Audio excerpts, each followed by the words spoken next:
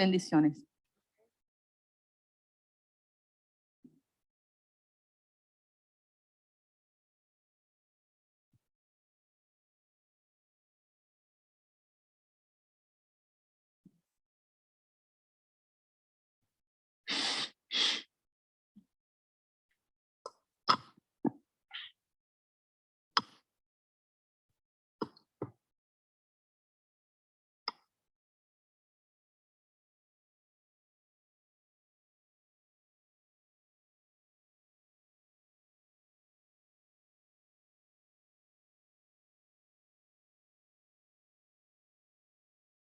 Dios le bendiga, iglesia. Dios te bendiga más. Damos gracias al Señor por esta mañana gloriosa que nos permite estar aquí en su casa y desde su casa para adorar su nombre mediante el estudio de la palabra. La lección 20, que es la que corresponde para la mañana de hoy, es parte de la segunda unidad de nuestro libro expositor, que tiene como título Dios es la fuente de justicia. Y el título de la lección como tal es Acciones imparciales. La lectura se encuentra en Éxodo 23 y vamos a observar los versículos del 1 al 12. Éxodo 23. Antes de comenzar la clase como tal, voy a hacer, como decía Chespirito, ¿verdad? Un entremés antes. Y es en relación a la clase del martes. También aprovecho la oportunidad para aclarar en relación y diferencia al compañero maestro. A mí no me gusta abordar en el momento que expone en su clase, porque a veces pues quizás hay diferente visión y obviamente no quiero salir de su línea. Lo único que quería aportar en relación a lo del que estaba en el martes, que muy bien fue expuesto por Michelle, muy bien, espectacular trazado. Quería traer a consideración solamente la parte contextual del evento, de lo que pasó, ¿verdad? Y es en el sentido de que, ¿por qué se estaba llevando a cabo ese evento allí? ¿Por qué Juan estaba allí ungiendo con agua, ¿verdad? Y haciendo el llamado al pueblo de Israel a participar. Y como expuso Michelle, era parte, digamos, del ritual de presentación, ¿verdad?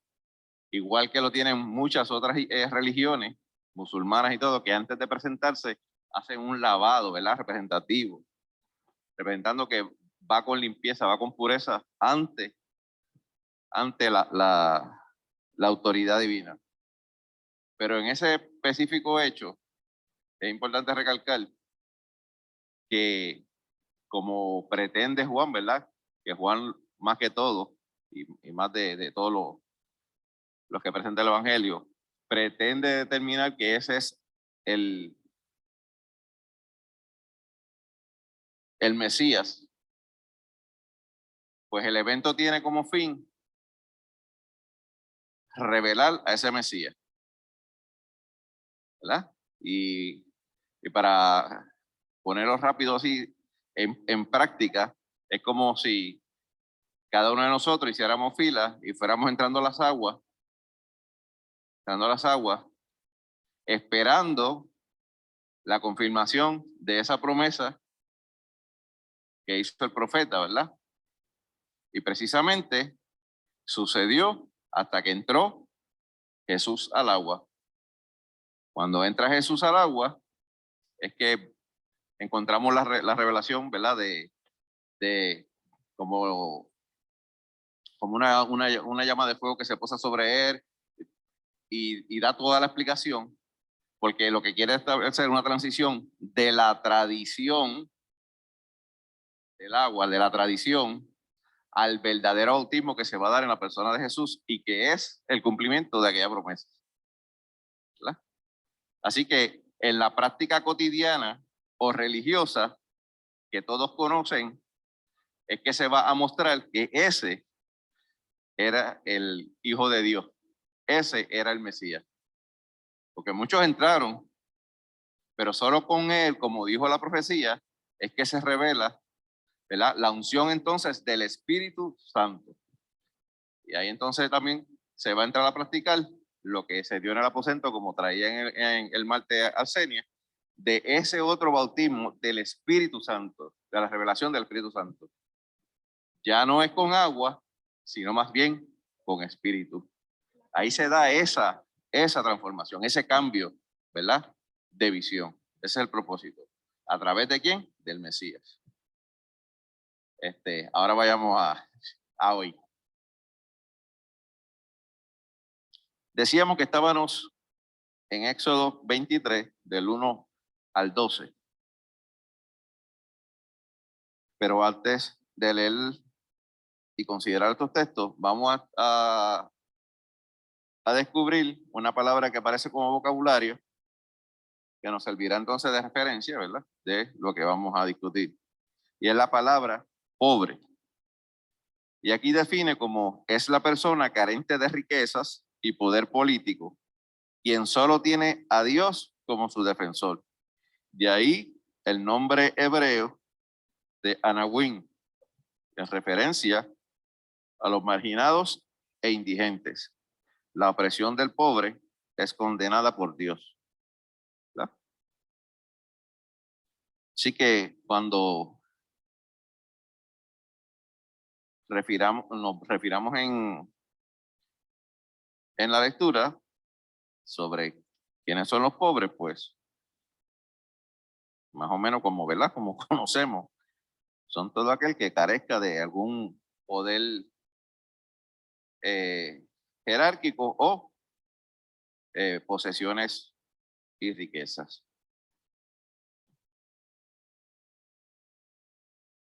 Vamos a hablar de la justicia a través de la ley, ¿verdad? Y en este contexto histórico de Éxodo, que lo que vemos en Éxodo, ¿verdad?, es la salida, el camino del pueblo de Israel desde Egipto en vía de capturar la promesa del Señor como contestación al reclamo, ¿verdad?, que hizo el pueblo, ¿verdad?, ante la opresión que recibían y tenían a través de la esclavitud o el trabajo forzado, como lo quieran poner, allá en Egipto. Precisamente ese acto de liberación, ¿verdad?, y de lograr salir de Egipto es un acto donde empieza a ver el pueblo de Dios la justicia de Dios en relación al reclamo que habían hecho, ¿verdad? Entonces, ¿qué pasa ya en esta etapa? Que habiendo ya salido, ya habían encaminado, ya constituido, ¿verdad?, como este pueblo peregrino que va en pos, ya empiezan a suceder, ¿verdad?, situaciones relacionadas a su convivencia, ¿verdad? Porque ya ha pasado un tiempo, ya están integrados como un nuevo pueblo, por decirlo así, ¿verdad? Y viene Dios tratando de delinear, de organizar, de poner, ¿verdad?, estructura dentro de este pueblo. Ya en el capítulo 20 hablaba de los 10 mandamientos, ¿verdad? La base de toda la ley mosaica, o lo que conocemos como la Torá, ¿verdad? Y aún así, pues se siguen suscitando en el pueblo, digamos, situaciones más complejas, ¿verdad?, que hay que atender directamente, ¿verdad? Ya no solamente en 10 reglas generales, ¿verdad?, que da una visión, sino que empiezan a ocurrir, pues, el día a día, lo cotidiano, ¿verdad?, con diferencias entre relaciones, ¿verdad? También ya se van uniendo a este grupo que va en exilio, también ya se van integrando otras personas en el camino, ¿verdad?, que van a ser considerados dentro del grupo como extranjeros también, porque no fue parte de ese grupo que sale como tal de Egipto, sino que van ganando nuevos integrantes, ¿verdad? Por su necesidad también, ¿verdad? De actividad comercial y, digamos, cotidiana. Pues ante eso, ya se ha tenido que establecer un sistema de jueces, ¿verdad? O de personas que ayudaran a Moisés, porque ante tan grande multitud, un solo hombre no podía atender personalmente cada inquietud del pueblo. Que si recordamos, ¿verdad? Históricamente, es cuando su suegro Yetro llega y le da esa visión, mira, pues, oye, tú no puedes hacerlo todo, tú te agotas, hay cosas que hacer, divide esta tarea. Pues también entonces, en fin de esa actividad, Dios entonces sigue delineando, digamos, como diríamos hoy, digo, yo lo veo así, ¿verdad? Como ya una constitución, ¿verdad? Va estableciendo la constitución del pueblo de Israel, con reglas y leyes específicas, y que va a administrar este grupo de jueces, ¿verdad? O delegados que había determinado ya Moisés.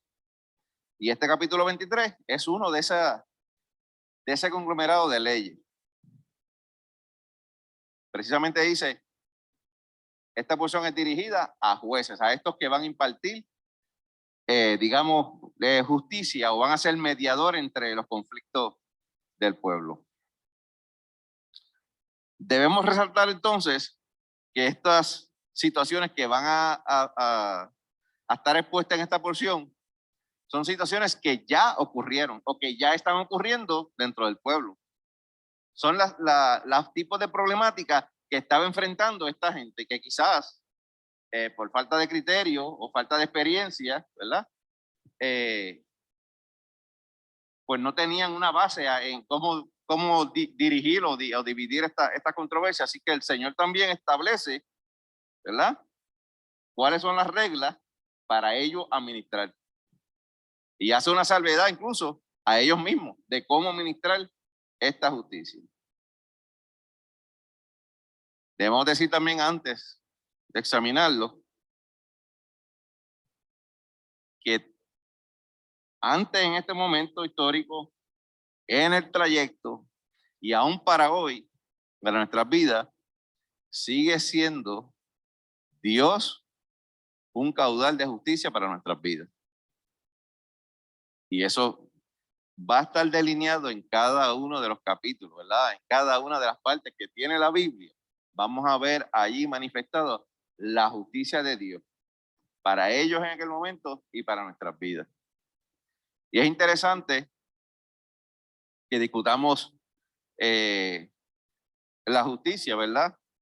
Y la ley en este fin de semana, que me traía mi hermana Antonia ahí al saludarnos, ¿verdad? Un punto, ¿verdad? Que no debemos pasar por alto, ¿verdad? En esta discusión. Y es que mañana celebramos. ¿Qué celebramos mañana? Perdón. Martin Luther King, ¿verdad? Y lo conocemos y está establecido, ¿verdad? Como aquel hombre que se levantó reclamando unos derechos sociales, ¿verdad? Para una población, para un sector marginado, ¿verdad? Y es interesante destacar que increíblemente hoy lo hemos reconocido, ¿verdad? O digamos, de un tiempo para acá hemos reconocido la práctica inhumana, antisocial, racista, injusta, de cualquier manera, que se daba dentro de la gran nación americana en el sentido que como un sector de esa sociedad estaba sometido y precisamente, que es raro, ¿verdad? Por ley, bajo leyes, para precisamente reprimir. Entonces, es interesante y es importante que hagamos una distinción en cómo se modela, que ese es prácticamente el llamado que nos va a hacer esta mañana, ¿verdad? Nosotros. Cómo modelar desde aquí desde este foro que llamamos iglesia, congregación, ¿verdad? Comunidad de fe, cómo desde aquí se debe modelar la verdadera justicia o cómo se debe administrar la verdadera justicia. No la que el hombre hace a conveniencia, ¿verdad? Protegiendo esos prejuicios que ya tiene, ¿verdad? Y esa inmadurez de emociones, ¿verdad? De relación, porque muchas veces es el efecto, ¿verdad? De estos prejuicios y egoísmos que modela el ser humano, ¿verdad? Y lamentablemente, al adquirir autoridad, con esa autoridad va a designar y va a diseñar leyes. Volvemos a ese concepto, ¿verdad? Leyes o una justicia no tan justa. Y eso es lo que nos llama y la lectura en esta mañana, ¿verdad? A impartir una justicia justa. ¿Algún comentario que quieran añadir? Que quieran aportar? Siempre bienvenido, siempre es más agradable para mí que todos estemos participando y que podamos compartir las ideas. Entonces, establezcamos otro asunto en relación de tiempo, división, ¿verdad? O desarrollo de lo que es la justicia de Dios.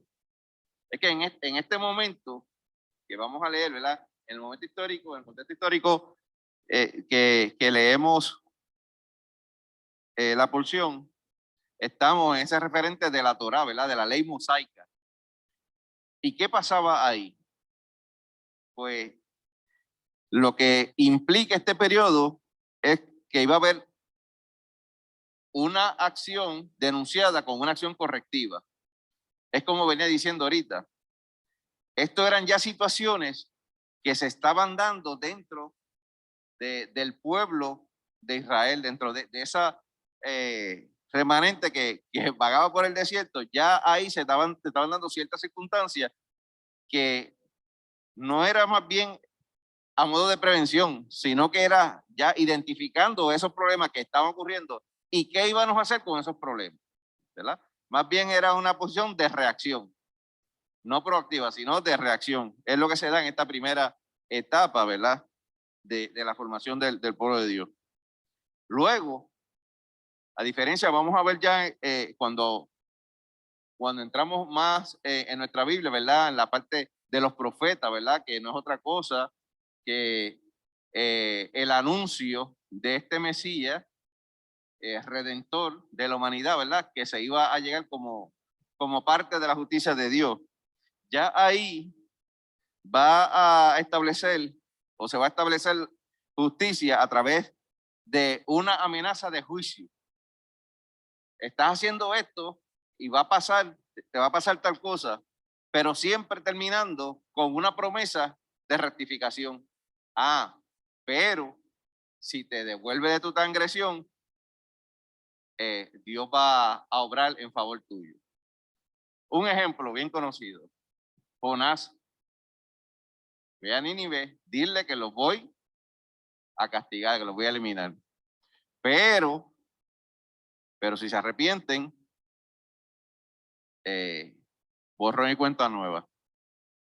Que todos sabemos, ¿verdad? En esa porción histórica, pues, saben que entonces Jonás precisamente se molesta porque se arrepintieron y no los liquidó, ¿verdad? Así que esa va a ser el modelo a seguir dentro de los profetas. Una amenaza o un anuncio de castigo, pero también con una oportunidad, ¿verdad? De restauración, de volverse a lo correcto. Pero ya cuando tenemos la figura de Jesús, entonces ya esa justicia que hablamos, esa justicia que hoy debemos concentrarnos a modelar, es aquella que va a expresar todo el amor, ¿verdad? Como bien fue crucificado allí, aquel inocente, en favor de todos nosotros los que transgredimos esa ley, ¿verdad? Aún así, ese sacrificio va a ser justificación suficiente para nosotros. ¿Pero para quiénes nosotros? Para aquellos que reconozcan el sacrificio de Jesús en la cruz. Aquellos que sí lo acepten. Porque también nos confundimos, ¿verdad? No, porque aquí estamos en la gracia y ya no hay ley, no hay nada, ¿verdad? Y solo Jesús nos sostiene. Sí, aquel es aquel que ha aceptado que ese sacrificio es por ti, es por mí. Y en vista de eso, ¿verdad? Y en respuesta a eso, entonces yo comienzo a modelar, que es básicamente lo que nos enfoca, a que yo modele entonces por amor, ¿verdad? La intención de Dios, la intención de su Hijo en los demás. Esa es la misión para nosotros, iglesia como tal. Comentario, aportación. Entonces continuemos y le pido entonces ahora la colaboración al menos de que podamos leer los versículos que vamos a discutir. Por favor, hasta del versículo 3, del 1 al 3, si alguien puede participar, lo leemos. Judith, no, versión popular. Sí. Lectura bíblica que vamos a trabajar en la mañana de hoy se encuentra en Éxodo 23, del 1 al 12. Leemos versículos del 1 al 3. No des informes falsos, ni te hagas cómplice del malvado para ser testigo en favor de una injusticia. No sigas a la mayoría en su maldad. Cuando hagas declaraciones en un caso legal, no te dejes llevar por la mayoría, inclinándote por lo que no es justo, pero tampoco favorezcas indebidamente las demandas del pobre. Aquí nos hace nos presenta tres situaciones prácticamente diferentes. ¿Quieres aportar, Judy? Aquí lo que estamos viendo es tres situaciones legales que se estaban dando dentro del pueblo de Israel. Wilfredo, vamos a hacer un poquito de historia. Ok, el pueblo de Israel se encontraba en el desierto, acababa de salir de un proceso de esclavitud. En su proceso de esclavitud, el egipcio era quien determinaba las leyes y las normas bajo las cuales se iba a regir el pueblo hebreo. Cuando ellos por fin están libres, que están sueltos, que están en el desierto, comienzan a ocurrir situaciones que corresponden a, pues, al convivir diario de las personas. Entonces ellos no tenían una base legal de cómo lo vamos a resolver, cómo vamos a resolver las disputas que hay entre uno y otro, porque nosotros llevamos siendo esclavos 400 años y otros son los que nos dicen cómo te van a resolver las cosas. Entonces, cuando entramos al Éxodo, empezamos en el proceso de aprender como pueblo a cómo manejar nuestras disputas legales. ¿Qué sucede? Que entonces Jehová interviene y le da el código que por el cual ellos van a regirse, cuáles son las leyes o en cuáles circunstancias, cómo van a resolver las cosas, que sean justas para todos. Y eso es lo que estamos comenzando a trabajar en la mañana de hoy. Esto se conoce como el Código de la Alianza. El Código de la Alianza son unos capítulos que están en el Éxodo que determinan, en este caso, soluciones a situaciones administrativas. Y entonces, dentro de estas soluciones, pues él está comenzando a delimitar cómo se debe comportar el pueblo judío en estos procesos para que sea justo. Porque la justicia no siempre es justa. Porque nosotros pensamos que porque es justicia automáticamente es justa. O sea, es satisfactoria para todo el mundo. Pero la verdad es que no es así. Y entonces Jehová está empezando a decirle y enseñarle a su pueblo cómo se administra la justicia según la ética de Dios, no según la ética humana. Gracias, Judith. De ahí yo quiero que ustedes conserven para la discusión más adelante el dato que trae Judith de la condición de este pueblo previo a esta oportunidad. ¿A qué me refiero? Que precisamente por haber estado sometido, ¿verdad? Digamos, a un modo, a una circunstancia de esclavitud allá, es como les dije ahorita, es que Dios oye su reclamo y comienza un proceso de justicia, ¿verdad? Y en otras cosas, de liberación de allí. Y es importante ese proceso para cuando vayamos más adelante, que sigamos discutiendo estos datos, ¿verdad? Para adelantar un poquito, ¿verdad? Recuerda que tú eres oprimido allí, pues como que no es válido o no es justo, hablando de justicia, no es justo que hoy entonces tú pretendas asumir esa conducta que tú, ¿verdad? Gritabas allá por auxilio, más o menos por ahí. Así que conserven ese dato y también el hecho de el referente, como dice Judith, de justicia. No había una experiencia en la administración de la justicia. Así que básicamente, como vemos en el primer versículo, básicamente esa justicia se iba a impartir de acuerdo a los testigos, ¿verdad? La problemática, la controversia entre una y otra parte, se iba a utilizar testigos adicionales, ¿verdad? Que digamos de forma imparcial vieran su parte, ¿verdad? O su visión del suceso, ¿verdad? Todavía hoy lo usamos, ¿verdad? Todavía la corte y nuestro sistema se deja llevar por el sistema de testigos, ¿verdad? Pero sobre todo aquí en esta época, no había ningún referente legal, no había una jurisprudencia, no había toda la metodología científica que hoy hasta se puede usar. Así que agredió a fulano y lo van a denunciar. Pues tiene que venir el vecino o el otro que estaba allí y decir, sí, fue este que agredió. Esa era la dinámica. Pero entonces, ¿cuál es la advertencia?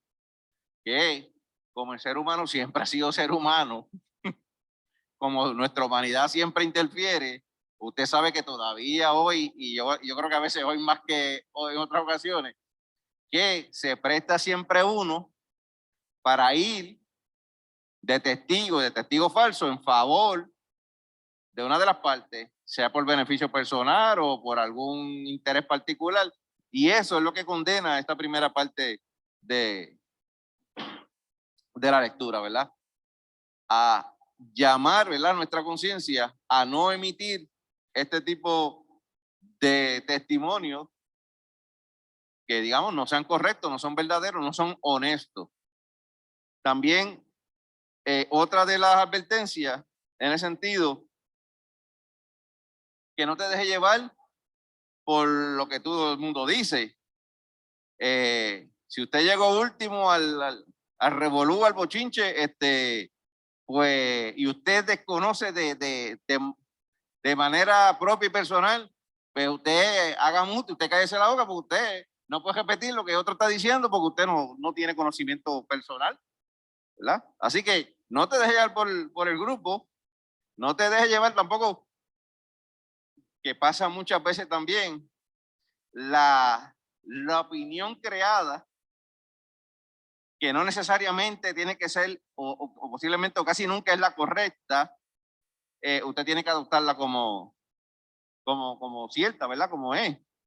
Si no está basado a la ley, y en este caso, si no está basado a nuestra guía, que es la Biblia, usted está descartado, aunque usted sea el único. Como dice, por sus principios, por su convicción. Antonia quiere que coopere.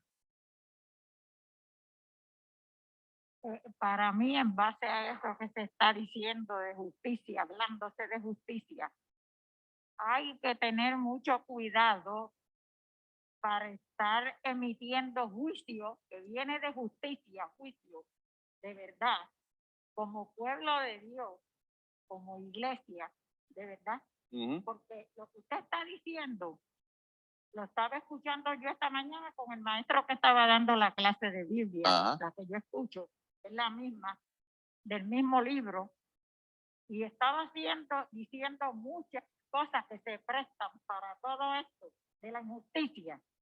Entonces, la conspiración, la palabra conspiración, que es el que se presta para, como usted está diciendo, de ir a servir de testigo Ujú. si no ha visto nada, Sí. si no se meta. Que eso es verdad.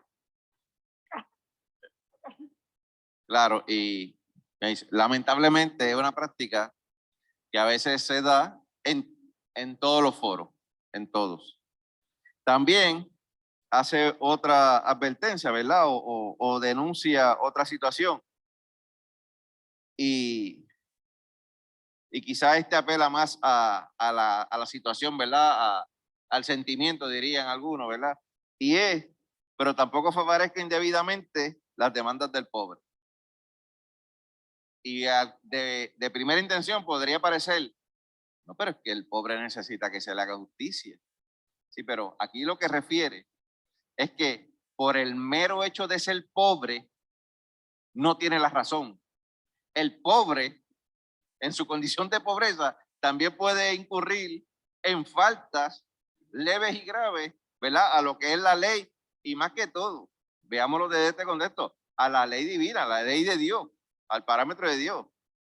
Entonces, no podemos excusar la persona simplemente por su condición, digamos, social o por su poder adquisitivo, ¿verdad? Aparte que también de cierta manera la clase, o el desarrollo de la clase, también de hecho establece que esa pobreza es respuesta a la condición humana. En otras palabras, esa es responsabilidad personal. Esa posición en que usted está de pobreza, digamos, muchas veces es su condición personal. Y podríamos decir en algún momento, no, pero es que el sistema, es que usted es parte del sistema y si usted, precisamente, si usted no levanta su testimonio en favor de ese cambio, de ese reclamo, de esa situación, pues usted sigue siendo parte también de esa misma problemática. Entonces, no se queje si no se queja, ¿verdad? Por ahí había algo así que decía, no se queje si no se queja, ¿entiende? Así que tres advertencias o tres condiciones nos llama aquí a examinar, ¿verdad? En el momento de hablar de justicia. Y repaso rápidamente otra vez. No levantar falso testimonio. No des falsos informes. No sigas a la mayoría en su maldad, pero tampoco favorezcas indebidamente las demandas del pobre. Tres asuntos a atender. Yo creo que entonces podemos seguir a los otros versículos.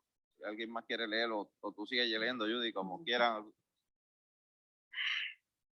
Si encuentras al buey o el asno de tu enemigo, había perdido, devuélveselo. No dejes de ayudar a aquel que te odia. Si ves que su asno cae bajo el peso de la carga, ayúdale a quitar la carga de encima. Amén. No le desconozcas al pobre sus derechos en un asunto legal. Está bien, vamos hasta ahí. Otra circunstancia, como le explicaba, son situaciones que ya se estaban dando, ya estaba pasando dentro del pueblo de Dios, ¿verdad? Entonces, el escrito lo que pretende es llamar la atención, denunciar que esas prácticas definitivamente están incorrectas, ¿verdad? Y va a establecer una forma correctiva. En este caso,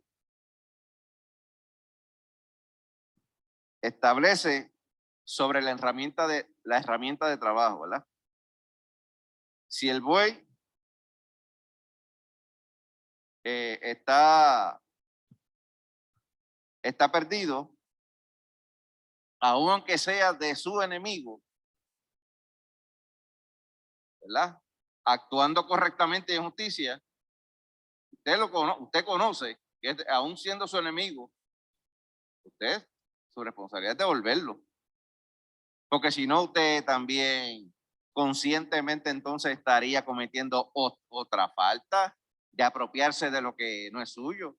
El hecho de que sea su enemigo, y aquí cuando habla de enemigo es su enemigo personal, No estamos hablando de los enemigos del pueblo de Dios, ¿verdad? De otros pueblos. Es si usted tenía ya una controversia, como dice, una espinita con su vecino, y usted sabe que se le quedó la máquina afuera, pues porque está afuera, usted sabe de quién es. Su responsabilidad es, mire, aquí está su equipo, su propiedad, ¿verdad? Porque el ser humano tiende en muchas ocasiones, ¿verdad? Y en todas las circunstancias, a pretender justificar nuestras propias acciones, o sea, las mías. Sabemos muy bien condenar las de otros, ¿verdad? Pero mis acciones siempre trato de justificarlas. Esas sí tienen una justificación. Ah, no, pero es que estaba afuera. Ah, no, pero es que estaba en mi patio. Ah, no, pero que él le hace mal a la gente por ahí. ¿Te entiende? Y esta es la atención que nos llama en esta circunstancia. Y va más allá. Si lo ve en una situación de necesidad, ¿verdad? De imprudencia. En este caso vuelve a hablar del ano, ¿verdad? Porque es del contexto histórico que estamos hablando. Y allá se perdió toda su carga y qué sé yo. Ayúdelo. Ayúdalo a moverse del camino, ayúdalo a levantarse. Si el carro se le quedó a la salida de la urbanización y está en el mismo medio, incluso corre peligro, usted dice ser cristiano y modela en su comunidad que es cristiano. Párese y ayúdalo a empujarlo a la orilla. Ay, es que duele un poquito, ay, duele. Pero eso es lo que nos está llamando la palabra hoy. Hacer la verdadera justicia, ¿verdad?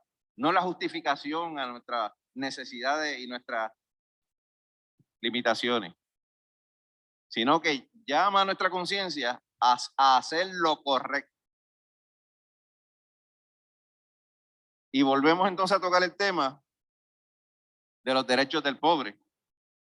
Primero decíamos que no vamos a justificar lo que haga el pobre simplemente con el pobre, pero ahora estamos diciendo, pero ahora, ¿cómo es del otro lado? Ah, pero ahora porque sea pobre tampoco actúe injustamente contra él. Como decimos, ¿verdad? A veces por ahí, que el que tiene dinero solamente es el que consigue justicia, ¿verdad? Wilfredo, cabe notar aquí que hay un concepto novel que Jehová le está introduciendo al pueblo hebreo. Y si repasamos el versículo 6, el 5, que dice, no dejes de ayudar a aquel que te odia. Él está introduciendo todo un nuevo concepto dentro de la jurisprudencia, porque en esa época la ley que existía era la del talión, ojo por ojo y diente por diente. Y el Señor le está diciendo a su pueblo, aunque sea tu enemigo, tienes que ser tan justo como eres con tu amigo. Y ese es un concepto completamente nuevo y es el precursor del mandato de ama a tu prójimo como a ti mismo. Es la explicación, ¿verdad? De esa ley. Pero si alguien puede buscar rápido y consigue ahí Mateo 7:12, también nos da una gran regla de oro, ¿verdad? Pero en la figura de Jesucristo ya más adelante, allí nos lleva de regreso a la verdadera justicia, ¿verdad? La de reparar y mantener las relaciones entre nosotros, ¿verdad? Entre los seres, ¿verdad? Como decíamos, poniéndolo en el contexto actual, si el vecino ese que ha dado problemas y que usted tiene problemas con él, está en la entrada de la urbanización con su carro quedado, solo, sin poder en el mismo medio, quizás con solamente usted detenerse y ayudar a empujarlo y echarlo a la orilla, montarse y seguir, puede ser el comienzo de una nueva o de una reconstrucción de ese approach que había ocurrido antes, ¿verdad? Entonces, mediante ese modelo, ¿verdad? De actuar con aquel que yo me siento lastimado, ¿verdad? Es un acto verdaderamente de amor. Es el testimonio. Un Es el verdadero acto testimonio de que se amor. espera de todo cristiano, que tú ayudes al que sea sin importar te guste, no te guste, como sea, quién sea. Y ese es el que hace muchas veces a esas personas cuestionarse y decir, pero es que tú y yo no nos llevamos, pero tú me estás ayudando. Y ahí es el momento de uno decirle, sí, eso es lo que hace Cristo en mí. Que a pesar de las diferencias que podamos tener, yo te voy a ayudar. Esta regla de oro, ¿verdad? Como define de Mateo 7, no es otra cosa aquella que dice que no hagas a otro lo que no te gusta que están a ti. Eso es esencial. Eso es esencial en todo, hermano. Si usted algo le ha molestado, si usted algo le ha afectado en cualquier trabajo, comunidad, iglesia, familia, pues cómo usted va a tomar eso, como le decía ahorita, como justificación para entonces revertirlo a otro, al siguiente. Sí, no. Es tan claro, es tan básico, pero a la misma vez lo cometemos tanto, ¿entiendes? Y el observar a veces, como dice, la ley, ¿verdad? O imponer la justicia, ¿verdad? A veces, no es otra cosa que hacer un llamado personal, ¿verdad? A nuestra conciencia, a que podamos reaccionar a eventos. Estos son situaciones, como lo contextualizamos al presente, son situaciones que puede ser del día a día, puede ser cotidiano, y a veces las cometemos tan fácilmente o las pasamos por alto tan fácilmente sin darle un momento de análisis, ¿verdad? Y más bien nos percatamos cuando ya ese resentimiento ha inundado nuestro ser. Y eso no es lo que nos llama el Señor a modelar, ¿verdad? Y menos desde esta comunidad de fe, ¿verdad? ¿Algún otro comentario? ¿Alguna otra? Continuamos entonces en el 7, ¿verdad? Apártate de las acusaciones falsas y no condenes a muerte al hombre inocente y sin culpa, porque yo no declararé inocente al culpable. ¿Sigo? Ok, vamos a usar ese 7 aparte. ¿Quién usted puede ver enmarcado en esta operación que delinea ese versículo 7? El Señor nos está dando las indicaciones de que no acusemos falsamente, sin conocimiento, a una persona, y mucho menos que condenes a muerte sin tú tener la certeza de que esa persona cometió un delito que amerite, según la ley, ser acusado a muerte, porque el Señor no va a considerar inocente al culpable. Pero entonces, esta frase tiene dos vertientes, porque si yo acuso en falso y la persona muere, yo me convierto en culpable. Y si yo no lo acuso a muerte, aunque la merezca, el Señor se va a encargar de él. Entonces, vuelvo a refrasear, ¿verdad? ¿Y a quién podemos ver como víctima de esta ley mosaica? ¿Qué persona conocemos que precisamente fue transgredido por esta ley? ¿A quién se le levantó un falso testimonio para condenarlo a muerte injustamente? ¿Ah? A Jesús. Entonces, el pueblo judío fue culpable directamente de levantar ese falso testimonio, y aun cuando todos, hasta Pilato, reconocían que era inocente, para condenarlo aún así a una muerte y un derramamiento de sangre, ¿verdad? De manera completamente injusta.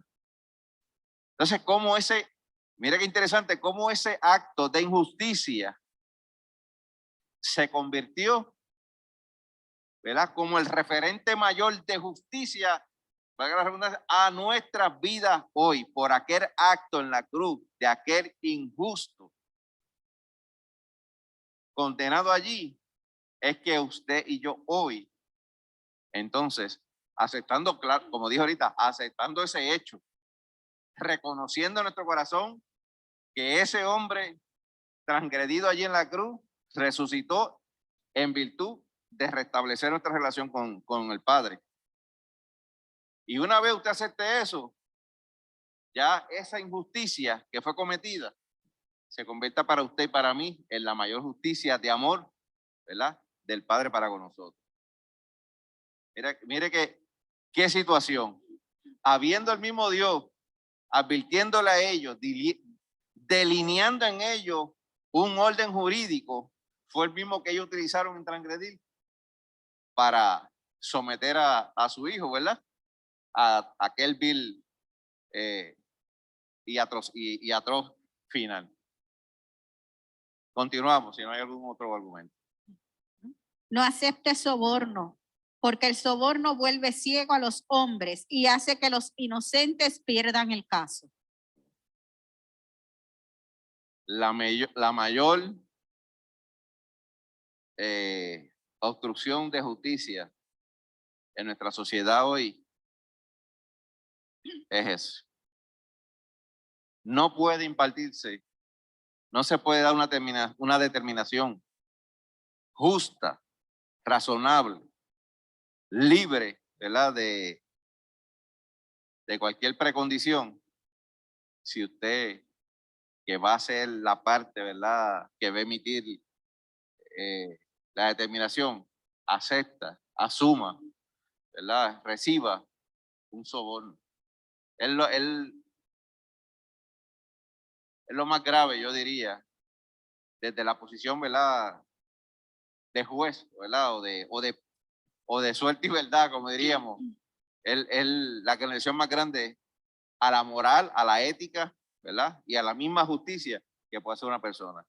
Y es tan lamentable que hoy en día, precisamente, y en nuestro sistema legal de justicia, es lo más que vemos, sin contar los foros políticos, sociales, ¿verdad? Es grave. Pero está ahí condenado también, y que desde aquí nosotros debemos levantar el reclamo, ¿verdad?, para de alguna manera tratar de sanear, ¿verdad?, la conducta, y mucho menos permitir que se practique dentro de nuestra comunidad de fe. Continúa. No oprimas al extranjero, pues ustedes fueron extranjeros en Egipto y ya saben lo que es vivir en otro país. Aquí decía, ¿verdad?, que guardáramos lo que establecía Judy al principio, ¿verdad? Si usted allá, que fue extranjero allá en Egipto, fue oprimido allí, fue utilizado, ¿verdad?, y hasta marginado, ¿verdad? ¿Cómo? Uno diría, ¿cómo? Usted entonces ahora, que tiene ya la experiencia y debe ser la parte facultativa para entonces hacer lo correcto, usted entonces cae en la práctica. ¿Es que acaso se le olvida precisamente que usted hoy disfruta una libertad, ¿verdad?, un nuevo porvenir, porque el Dios del cielo escuchó su reclamo allí? Pues hoy, en medio de la transgresión que usted comete contra este otro, Dios también puede escucharlo a él. Cuidado, cuidado, porque Dios también escucha a este oprimido de hoy. De igual manera que rescató por ti, hoy escucha la voz de ese que tú estás transgrediendo. Así que cuidado a donde se revierte la justicia de Dios. ¿Algún comentario o alguna? Si no, continuamos. Cultiva la tierra y recoge las cosechas durante 6 años. Pero el 7º año no la cultives. Déjala descansar para que la gente pobre de su país coma de ella. y para que los animales salvajes se coman lo que sobre. Haz lo mismo con tus viñedos y tus olivos. Haz durante 6 días todo lo que tengas que hacer, pero descansa el día séptimo, para que descansen también tu buey y tu asno, y recobren sus fuerzas tu esclavo y el extranjero. Ya esta última parte, ¿verdad? Es una referencia directa, ¿verdad? A los mandamientos, ¿verdad? Al Sabbat. Y le da, digamos, añade nuevas razones o explicación para por qué cumplirlo, pues para qué celebrarlo. ¿Verdad? En el contexto primero de grupo, ¿verdad? De nación, cómo les llama, le hace un llamado, ¿verdad? De justicia, pero a través de la misericordia, ¿verdad? Más que todo. De la misma manera que por 6 años tú te has beneficiado, tú te has alimentado, tú te has enriquecido, tú has obtenido el beneficio de la tierra, de la producción, esto.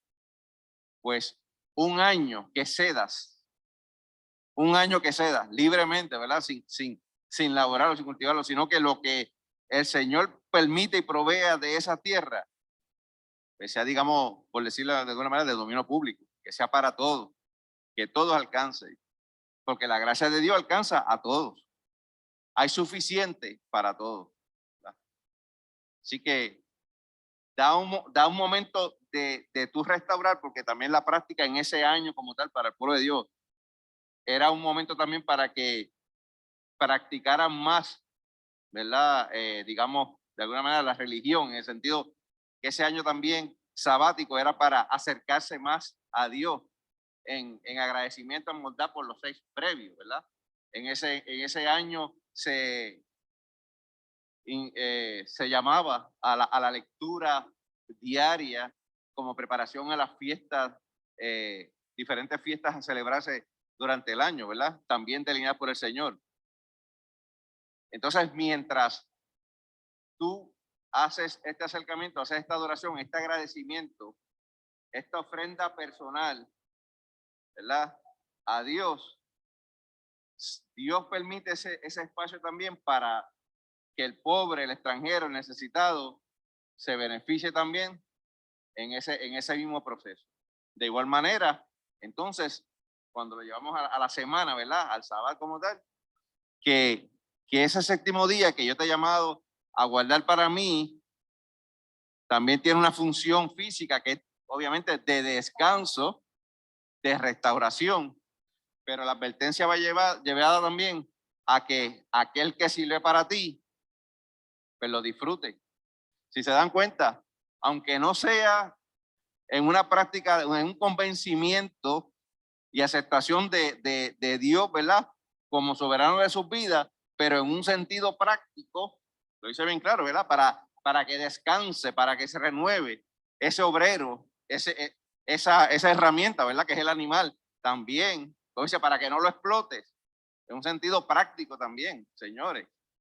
No solamente es espiritual, como siempre queremos poner, sino que en un sentido práctico también hay un periodo de un descanso, de un restablecimiento físico, ¿verdad? En el animal, en la persona, para continuar la faena de la próxima semana, del próximo tiempo de producción.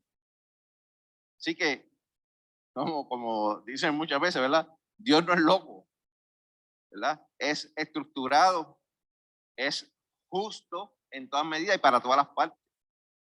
Y esa es la convocatoria que tenemos en la mañana de hoy. Dime, Antonio. Con un orden. Okay, exacto. Dios establece los órdenes, ¿verdad? Y la estructura. Precisamente esa es la función de esta comunidad, ¿verdad? De la iglesia. Establecer una estructura para dirigir la adoración a Dios, ¿verdad? Así que Dios sí es estructurado y es un Dios de orden. ¿Alguien quiere hacer alguna observación antes de ir concluyendo la clase? Pues les invito, si alguien por favor, rapidito, que ya se nos acaba el tiempo, consigue Proverbios 6, 16 al 19. Proverbios 6, 16 al 19. Primero que lo consiga, por favor, lo lee. Más que todo, los primeros versículos que hemos discutido deben estar resumidos aquí en Proverbios, ¿verdad? Quizás de una manera un poquito más directa, ¿verdad? Pero que haga más conciencia en nuestros corazones, ¿verdad? Y en nuestro entendimiento. Proverbios 6, del 16 al 19. Parece que alguien allá lo... ¿Tienes ahí? Proverbios 6, 16 al 19. 6, del 16 al 19.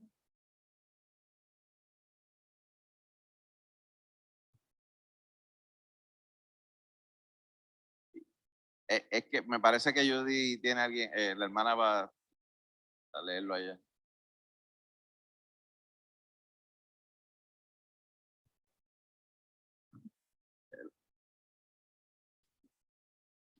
¿Está bien?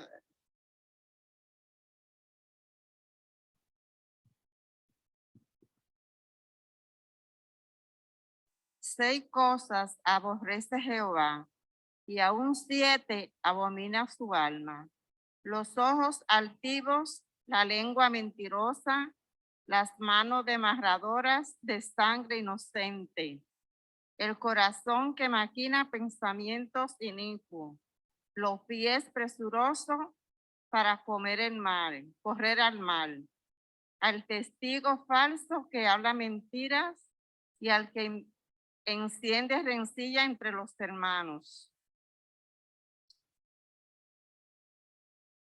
Recuerdan la primera porción, ¿verdad? Que leímos, ¿verdad? Los primeros 4 versículos. Pues ahí están más que resumidos, ¿verdad? Les voy a hacer honestamente, la clase, según el libro que la leyó, lo enfoca más a los problemas y las relaciones personales, incluso dentro de la comunidad de fe, la iglesia, denominada como rumor, y dice el mismo libro, chisme.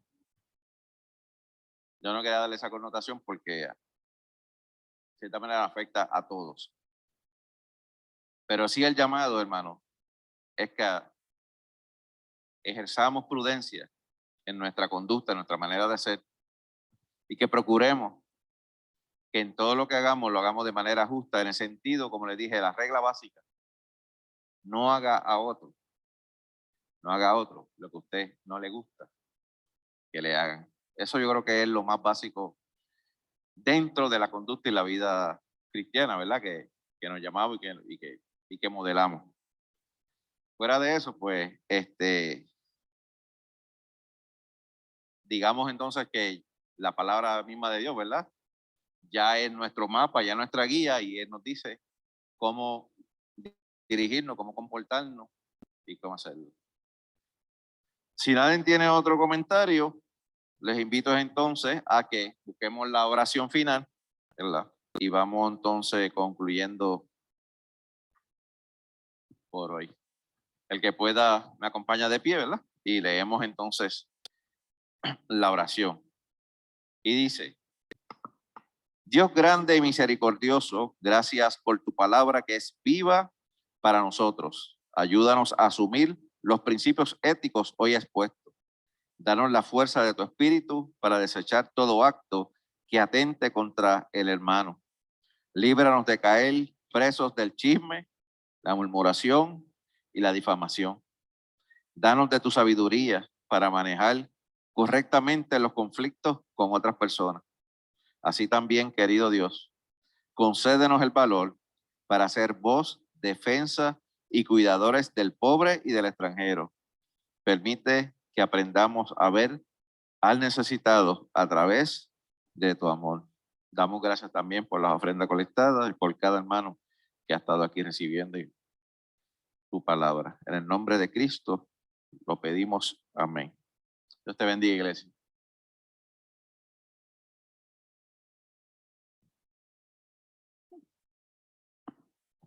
Gloria a Dios. Santo es el nombre del Señor. Damos gracias al Señor, ¿verdad? Porque por medio de la escuela bíblica, el Señor nos muestra más y nos habla más a nuestras vidas.